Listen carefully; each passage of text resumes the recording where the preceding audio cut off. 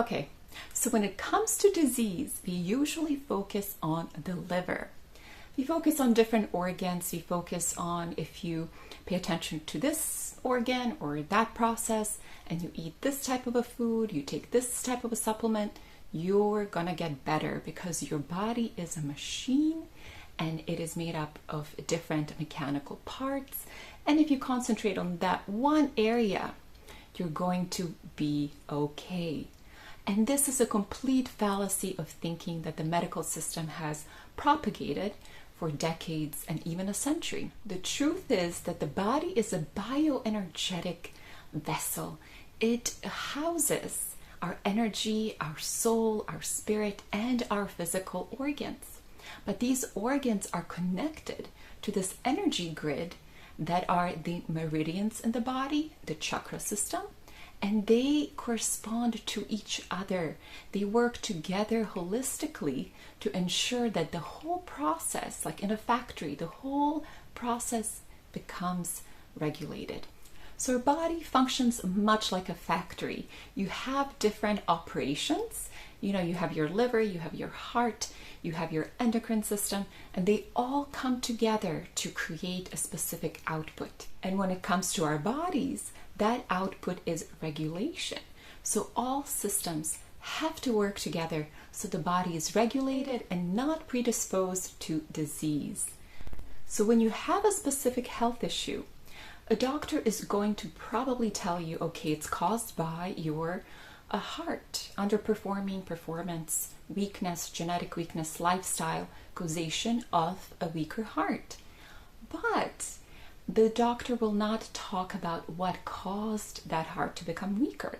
And it may not be that the heart is genetically weaker per se, or that your diet has caused your heart to become weaker.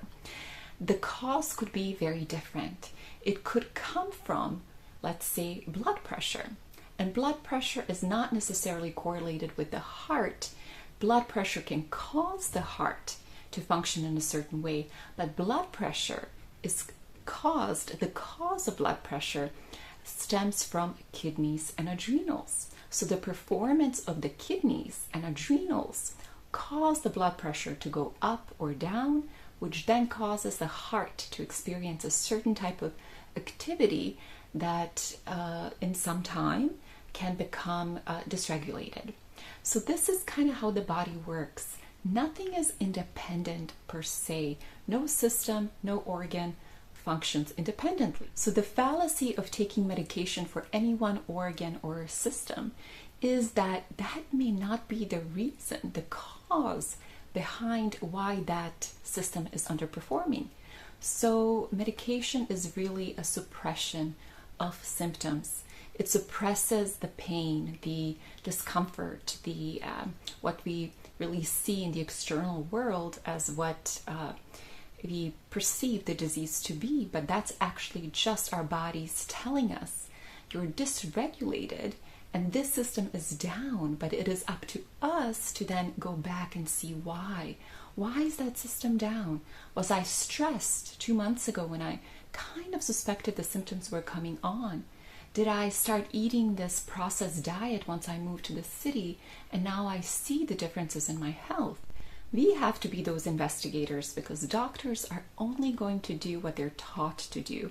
And that is mostly using pharmacology or basically using drugs to treat symptoms. But what we can do is investigate and understand holistically how our bodies work and then give the body that regulation that it's seeking. So then we can decide, okay, what does the body really need here? What am I missing emotionally, physically, mentally, spiritually? Where are the gaps? What do I need to regulate and bring back into balance? So that is our personal job. We are responsible for our health. So that is just some wisdom, some naturopathic wisdom that's important to know as a precondition to understanding why I'm going to talk about one organ that is really, really important in terms of the whole body regulation and in terms of keeping disease at bay. This organ works together with other organs. They all work together, but this organ specifically works with other organs and deals with the lymphatic system. And the lymphatic system is the body's waste system. So it's 4 times as long as the blood system. And if it works properly, the body can then keep healthy. This lymphatic system is basically the sewage system of the body. So imagine your house and you have a bathroom, and that's exactly where the sewage is found. But imagine that this bathroom just starts, breaking apart, and the sewage starts flooding your house. All of a sudden, all of the rooms of the house are going to start stinking. You're going to see all kinds of different particles and unsavory things in your house.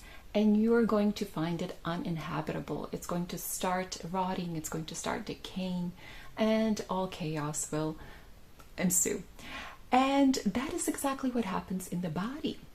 If we let the sewage in the body stay longer than it's supposed to be in the body, then the sewage will go to the weakest areas of the body and start to degenerate that area. So let's say the weakest area of your body is your brain, your head area. And let's say your lymphatic system is very stagnant. It means that when it's stagnant, it's not circulating properly, the kidneys are not filtering it properly. So it is just basically stuck in between different cells. Since the lymph system is highly acidic because of the waste it carries, anywhere it stagnates, that's the area where you're going to see degeneration.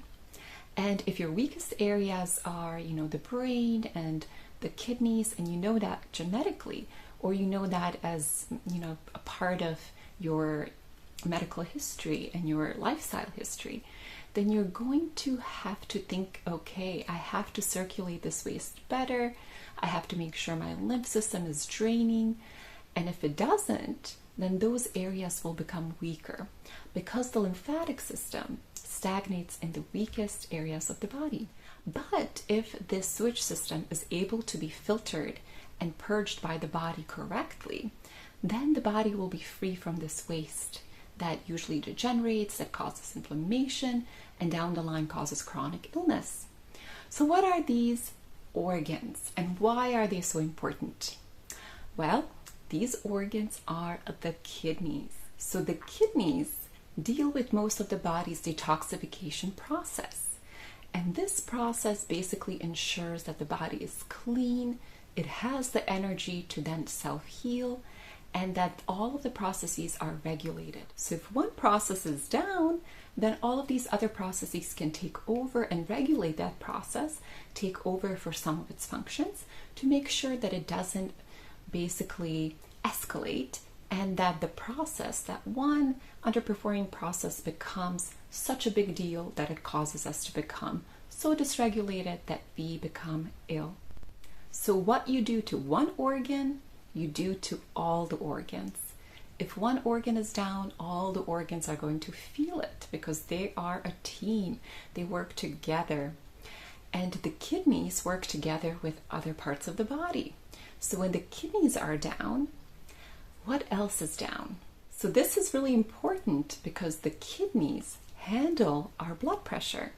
It is the kidneys, not the heart, that is responsible for either high blood pressure or low blood pressure. So when we are measuring our blood pressure, we are actually looking at the performance of the kidneys and the adrenal glands. And a lot of different disease symptoms come about as a result of high or low blood pressure. And the most common are heart attacks and strokes. And because of this logic that the kidneys cause high or low blood pressure and that can cause strokes and heart attacks, you can say that the kidneys are the cause of heart and brain issues. Not all the time, but specific issues that we are, as a society, really prone to. So the kidneys have such an important place when it comes to disease formation. Not only do they regulate the function of the heart and the brain, they also regulate the function of the liver. They also regulate the function of the endocrine system. Because the kidneys are directed by adrenal glands. Adrenal glands are basically the glands that tell the kidneys what to do and how to do it. They're part of the endocrine system. So when the endocrine system is down, it's not as properly functioning, so can the kidneys be down. And vice versa. If the kidneys are down, then the adrenal glands that help the kidneys function are down as well, which causes dysregulation in the whole endocrine system. And you can see how the body just functions holistically through just this scenario. So the kidneys have a lot to do with how our bodies are going to regulate. They have a lot to do with pressures and the energy levels in the body. In traditional Chinese medicine, the kidneys were always seen as the seat of energy creation. This energy creation in that tradition is usually preset by genetics. So we inherit our parents' qi, or their prana, or their energy through the kidneys. And now you can see how the kidneys not only regulate that energy, but the energy is also the pressure of the lymphatic system, the pressure of the circulation of the blood. So not only do kidneys function as regulatory organs, they also detoxify the body from lymphatic waste, acids, toxins, chemicals, and so forth. So they act as filters. And while the liver does transmute chemicals and foreign elements to help the body process them, it is not a detoxification organ. That is a fallacy. Liver is an alchemical organ. It changes chemistry from a very acidic, very chronically dangerous toxic environment or a toxic chemistry to a lesser toxic chemistry that the body can handle. So that's one of its jobs. It transmutes. Whereas the kidneys, they purge. They act like filters. They're the most important detoxification organs in our bodies. So during a detox, you always go to the kidneys. You strengthen the kidneys. You do that so they can filter the lymphatic system better, so this waste doesn't become stagnant in the body, and they can help regulate all the other organs and systems alike. And remember, the lymphatic system is always involved in disease formation. So if your lymphatic system is not performing correctly, it probably means your kidneys are not doing well. Your kidneys are not filtering the lymphatic system. So both are interrelated. So if you notice more signs of inflammation or any symptoms of disease, chances are your kidneys are weak. So there are many ways to strengthen the kidneys naturally, and you can do that with diet, with herbs, and relaxation.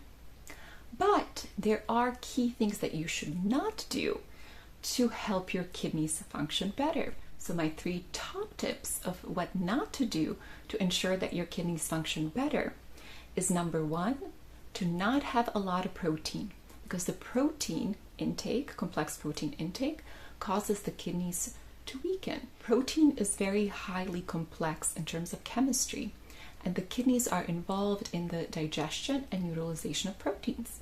So when they have to work harder, they obviously lose a lot of energy. So when you're eating a high protein diet, you're basically taxing the kidneys. The same thing goes with a lot of salt. So sodium or salt, especially processed table salt, is extremely toxic to the kidneys. In small amounts, the kidneys can take care of it, but in higher amounts, the kidneys become weaker over time, and this causes high blood pressure and all kinds of different symptoms of disease. And the third thing is stress.